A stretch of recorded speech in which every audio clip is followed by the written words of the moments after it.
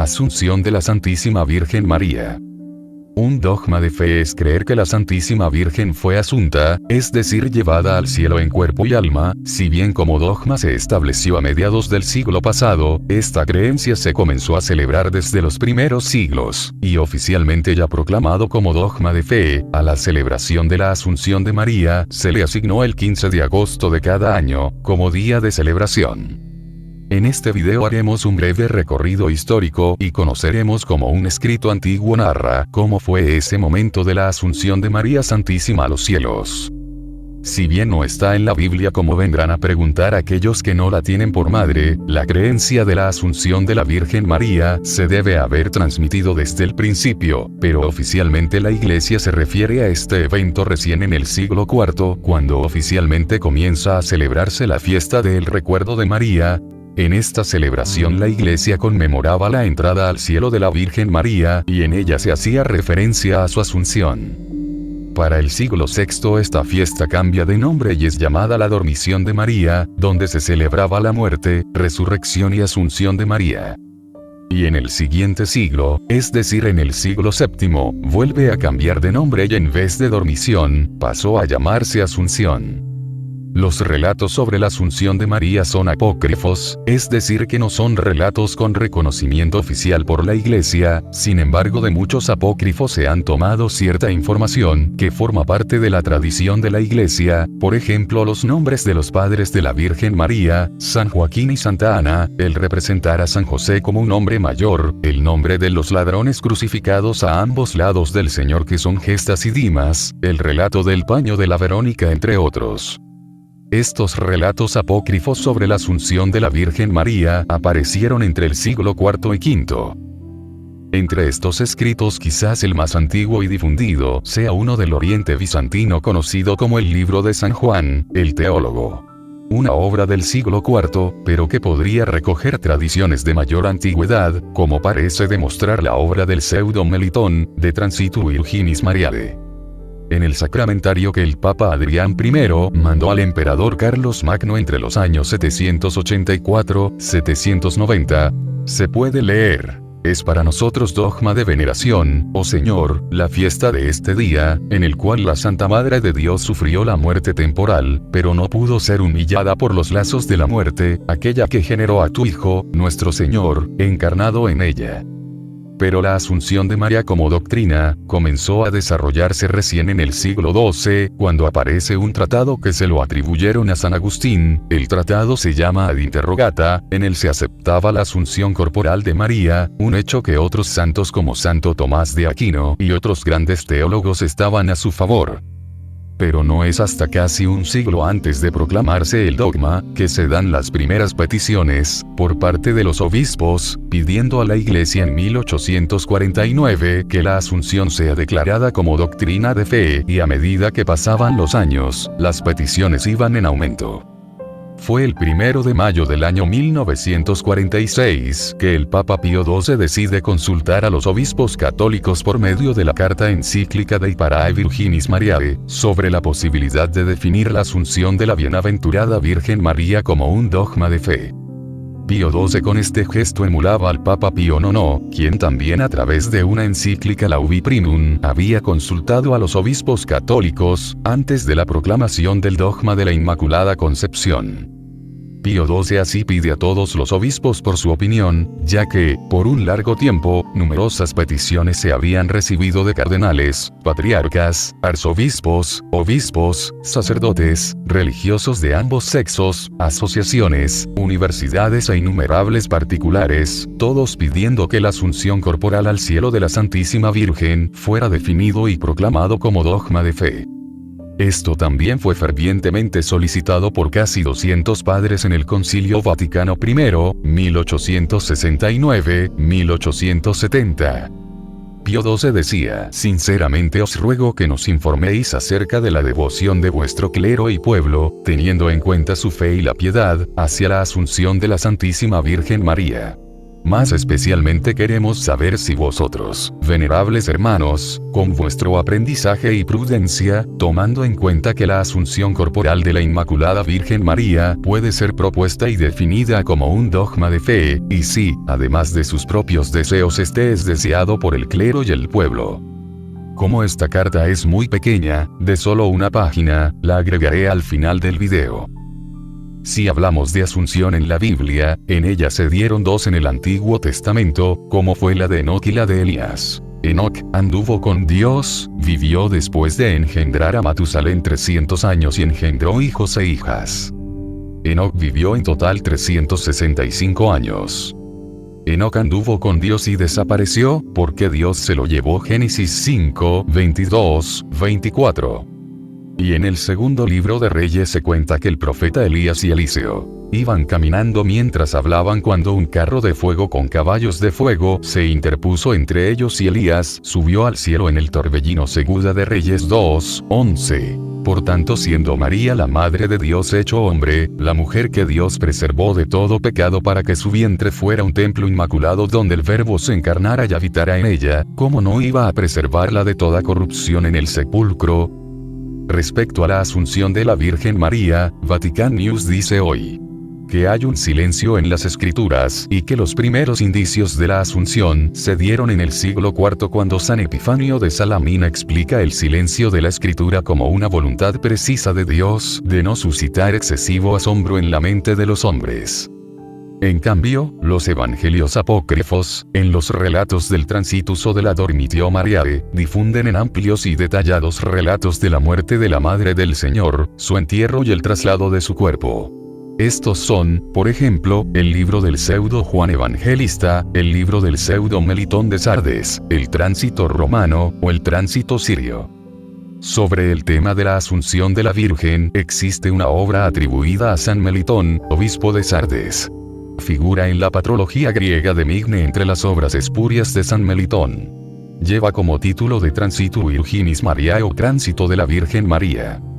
La obra puede ser del siglo IV-V, pero recoge tradiciones de mayor antigüedad, posiblemente de los siglos II y III. Empieza recordando la labor de Leucio, quien presuntamente convivió con los apóstoles, y es considerado como autor de varios de sus hechos. Dice que va a contar las cosas que oyó de labios de Juan Evangelista. Los datos de sus relatos forman el núcleo de los apócrifos asuncionistas. Para el Vatican News, el más autorizado parece haber sido el pseudo Dionisio Areopagita, que influyó en gran medida en sus sucesores, y en particular en los textos homiléticos de los siglos VIII y IX. La propia leyenda áurea, el libro de Jacopo da Varazze, que ha inspirado sustancialmente la iconografía cristiana medieval, lo menciona continuamente. Las peregrinaciones a los lugares considerados como de la muerte y luego el entierro de la Virgen, especialmente a la Basílica Teodosiana en la zona de Getsemaní, llamada la tumba de María Santísima Madre de Jesús, los innumerables textos e imágenes inspirados por estos acontecimientos en la vida de María, dan testimonio de la importancia de su culto desde una edad temprana y destacan su devoción de manera muy intensa. El Papa Pío XII, en la Constitución Apostólica del 1 de noviembre de 1950, el Munificentissimus Deus, que define su dogma, describe cuán apremiante y sentida fue la petición de los fieles de que, después de la de la Inmaculada Concepción, proclamada por su predecesor Pío IX, esta también fuera aceptada. La obra atribuida a San Melitón, obispo de Sardes. Entre sus relatos, cuenta que vino un ángel para anunciar a María que después de 3 días le llegaría la hora de su tránsito. La Virgen pidió que vinieran los apóstoles para acompañarla en el trance. Llegó primero Juan, luego los demás, todos transportados por sendas nubes. Habla de la palma que habría de presidir los funerales, y refiere detalles tan nimios como el debate sobre el primero que iniciaría los ritos. Los apóstoles narran las peripecias de su viaje a petición de María. Siguen luego los detalles de su muerte y de su entierro con la anécdota de la hostilidad de los judíos y el episodio de las manos del príncipe de los sacerdotes que pretendió derribar el féretro. Sus manos se desgajaron de su cuerpo y quedaron colgadas y luego sanadas por los apóstoles. El mismo Jesús indicó a los apóstoles el lugar para la sepultura de María en el valle de Josafat. Todos estos detalles vuelven a aparecer en alguno de los apócrifos asuncionistas. Por eso, en opinión de muchos, el tránsito del pseudo-Melitón puede ser la fuente originaria de muchos de sus datos. Otro apócrifo preclaro sobre la dormición de María es el que escribió el arzobispo Juan de Tesalónica, llamado La dormición de Nuestra Señora, Madre de Dios y siempre Virgen María. Él cuenta la siguiente anécdota en la que un pontífice judío pretendió arrojar al suelo el cadáver de la Virgen María, entonces sus manos se desprendieron de los brazos hasta el codo. Pedro le comunicó al judío el modo de recuperar sus miembros perdidos y hasta le dio un ramito de la palma, con el que curó de la ceguera a todos los que habían pretendido profanar y quemar el cuerpo inmaculado de la Señora. Los apóstoles depositaron el cadáver en un sepulcro excavado en la roca. Pero cuando lo abrieron para venerar a la que había sido la morada de Cristo Dios, comprobaron que el cuerpo de María había sido trasladado a la eterna heredad. En el sepulcro quedaban solamente los lienzos de la mortaja. Un apócrifo antiguo es el de Juan el Teólogo, sobre la dormición, coimesis, de la Santa Madre de Dios, un relato con más elementos fantásticos, pero como podemos ver todos estos relatos antiguos tienen algunos datos en común. Él narra que cuando María recibió el anuncio de su partida inminente, pidió y alcanzó de su Hijo Jesús la gracia de que viniera el apóstol Juan para acompañarla en el trance. Pero fueron congregados también todos los apóstoles, que llegaron desde los lugares donde ejercían sus ministerios. Los que ya habían muerto, como Andrés, Felipe, Lucas, Simón Cananeo y Tadeo, fueron despertados de sus sepulcros por el Espíritu Santo. Todos llegaron, incluido Juan, en sendas nubes, que los transportaron hasta la puerta de la habitación donde la Virgen esperaba su tránsito. Como no era para menos, se multiplicaban los milagros de toda clase. Los que estaban aquejados de cualquier dolencia quedaban sanos en cuanto tocaban con sus manos los muros de la casa donde estaba la Virgen María con los apóstoles. Como las autoridades judías pretendían perseguir a María, que vivía en Belén, la señora fue trasladada a Jerusalén con su litera por el mismo medio de transporte que había traído a los apóstoles. Jesús, según su propia promesa, llegó también para presidir el tránsito de su madre. Él mismo fue quien anunció que el cuerpo de María sería transportado al paraíso. Antes salió de su cuerpo su alma inmaculada. Los apóstoles depositaron su cadáver en el féretro y lo llevaron al sepulcro, situado en el valle del Cedrón junto al jardín de Getsemaní. Un judío, de nombre Jefonías, se lanzó impetuosamente contra los santos despojos con intención de derribarlos a tierra. Pero un ángel cortó con su espada los dos brazos del osado, que quedaron colgados del féretro. Al ver los judíos el prodigio, alabaron a María proclamando la Madre de Dios, siempre Virgen. En el valle del Cedrón o de Josafat, al lado del huerto de Getsemaní, se levanta todavía un edificio medieval, que la piedad cristiana denomina Sepulcro de la Virgen. De allí salieron durante 3 días voces de ángeles invisibles. Cuando cesaron aquellas voces, todos cayeron en la cuenta de que el cuerpo inmaculado y venerable de María había sido trasladado al paraíso. Esta es la breve carta que escribe Pío XII el 1 de mayo del año 1946, y mediante la cual consulta a los obispos católicos, acerca de la posibilidad de definir la asunción de la bienaventurada Virgen María como un dogma de fe. Como pueden ver, el Papa no define un dogma de fe porque se le ocurre hacerlo, sino lo hace en comunión con la Iglesia. Carta encíclica Dei Parae Virginis Mariae, del Sumo Pontífice Pío XII, a los venerables hermanos, patriarcas, primados, arzobispos, obispos y otros ordinarios locales, en paz y comunión con la sede apostólica. Propuesta de definición del dogma de la Asunción de la Santísima Virgen María. 1. Fieles y cristianos, que invocan y experimentan el continuo auxilio de la Virgen María, Madre de Dios, desean honrarla cada vez más. Y, como el amor, si está verdadera y profundamente arraigado en los corazones, se manifiesta en nuevos testimonios, se esfuerzan por demostrarlo, a lo largo de los siglos de la más intensa devoción hacia él.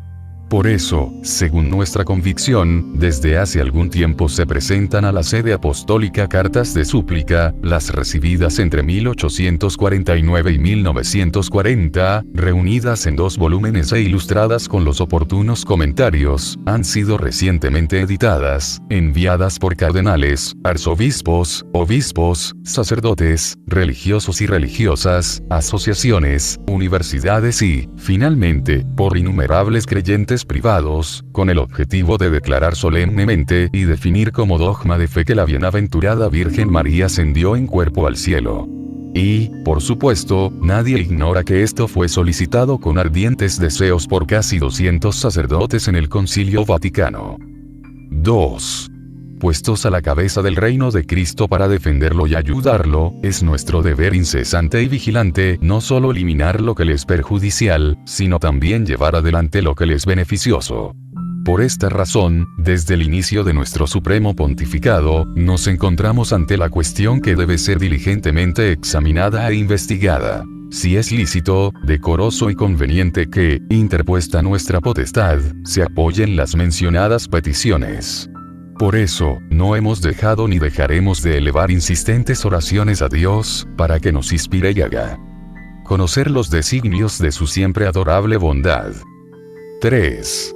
Para obtener favorablemente este auxilio de la luz celestial, unid, venerados hermanos, con piadoso esfuerzo, vuestras oraciones a las nuestras. Mientras con corazón paternal os instamos a ello, siguiendo el camino y modo de proceder de nuestros predecesores, especialmente Pío IX al tener que definir la Inmaculada Concepción de la Madre de Dios, os rogamos insistentemente que nos hagas saber con qué devoción, según vuestra fe y piedad, el clero y el pueblo bajo vuestra dirección, veneran la Asunción de la Santísima Virgen María. Y, sobre todo, deseamos vivamente saber si vosotros, venerados hermanos, juzgáis, según vuestra sabiduría y prudencia, que la asunción corporal de la Santísima Virgen María puede ser propuesta y definida, y si la deseáis ansiosamente con vuestro clero y gente. 4. A la espera de vuestras respuestas, que cuanto más rápidas sean más agradecidos nos serán, os pedimos, venerados hermanos, y para vuestros fieles, la abundancia de los dones divinos y el favor de la exaltada Virgen María, como nosotros con todo amor, concédete a ti en el Señor y al rebaño confiado a tu cuidado, en testimonio de nuestra paternal benevolencia, la bendición apostólica. Dado en Roma, junto a San Pedro, el 1 de mayo de 1946, octavo de nuestro pontificado. Papa Pío XII.